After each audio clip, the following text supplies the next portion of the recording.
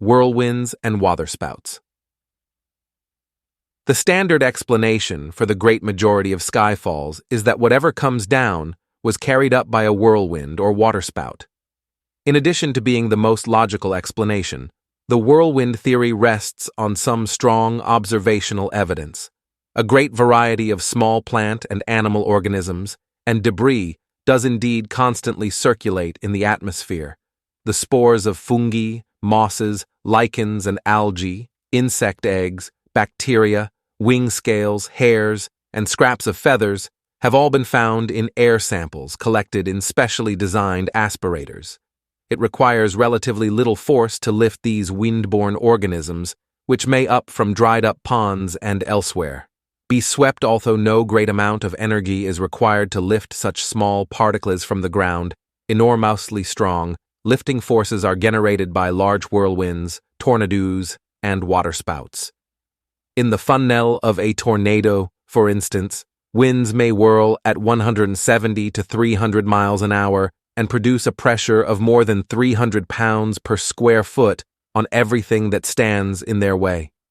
Such force is more than adequate for some of the more impressive tornado statistics. On April 22, 1883, for example, a tornado at Beauregard, Mississippi, carried the 675-pound screw from a cotton press for 900 feet through the air. At Walterboro, South Carolina, a 600-pound wooden beam was carried for a quarter of a mile by the tornado of April 16, 1875, and a 75-pound chicken coop was carried for 4 miles. And in the Mount Carmel, Illinois, tornado of June 4, 1877, a church spire was borne through the air for 17 miles. The action of waterspouts has been observed far less frequently than that of whirlwinds, but they too have accomplished extraordinary things. At Kristiansand, Norway, for instance, the harbor was once almost entirely emptied in this way, and on a smaller scale, there are records of ponds being sucked dry. During a storm at Bassenthwaite Lake, England, fish were seen to be blown from the lake onto dry land. Insofar as the energy generated by whirlwinds suffices to lift into the sky what has been seen to fall from it, the explanation seems sound and undoubtedly accounts for some of the skyfalls reported. Yet the theory raises some interesting questions. How, for example, do whirlwinds and waterspouts manage to be so selective? Things that fall from the sky are usually neatly segregated. In a given shower, only fish or only frogs, only stones or only mats of compacted algae fall, and moreover, only fish of a certain kind or frogs of a certain age. But whirlwinds and waterspouts sweep up everything and anything in their path. Why, therefore, are there not falls of assorted creatures and debris, mud and waterweed along with the fish?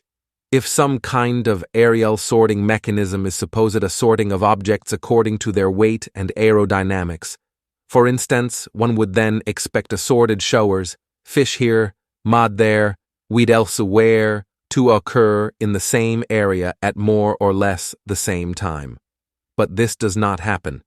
How, then, do fish and other creatures survive the nigors of transport by whirlwind? The whirlwind waterspout theory requires one to believe, first, that fish, which often fall alive at considerable distance from their apparent point of origin, can survive for an indefinitely long period in the saturated atmosphere of a rain cloud.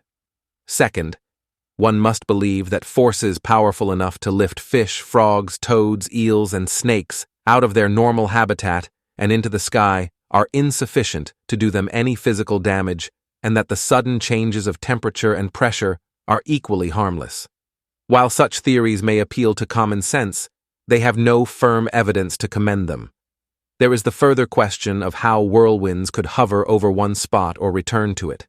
Since the unfailing characteristic of wind is to move, and to move whatever travels with it, the whirlwind theory fails to account for those numerous cases where the same things fall repeatedly on the same spot, as though from some stationary location in the sky.